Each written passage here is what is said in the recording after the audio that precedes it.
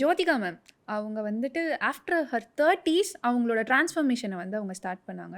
சடனா நம்மளோட ரீல்ஸ்லலாம் வந்து பூம் ஆச்சு சில வீடியோஸ்லாம். அவங்க வந்து ரொம்ப அதிகமான ஸ்டாமினான எனர்ஜியோட அவங்க ஒர்க் அவுட் பண்ற வீடியோஸ்லாம்.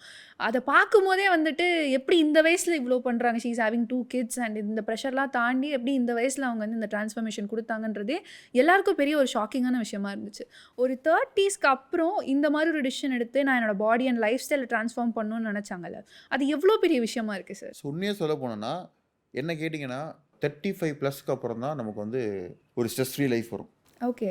அதை சீக்கிரம் மேரிட் பண்ணிட்டாங்க, பசங்க வளர்ந்துட்டாங்க. ஸோ அவங்களோட லைஃப்பில் இருக்கிற அச்சீவ்மெண்ட்ஸை பண்ணிட்டாங்க. அப்புறம் அவங்களுக்கு வந்து ஒரு சாட்டிஸ்ஃபேக்ஷன் லெவல் வந்துட்டாங்க. அப்போது அதெல்லாம் கரெக்டாக அந்தந்த ஏஜில் அவங்க கரெக்டாக அவங்க ஃபேஸ் பண்ணிட்டாங்க.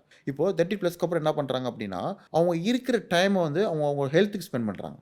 அதுக்கு இன்வெஸ்ட் பண்ண ஆரம்பிச்சிட்டாங்க. இப்போ மார்னிங் ஈவினிங் போகிறாங்க, நல்ல லைஃப் ஸ்டைல் இருக்கு, நல்ல ஃபுட் ஹேபிட் எடுத்துக்கிறாங்க.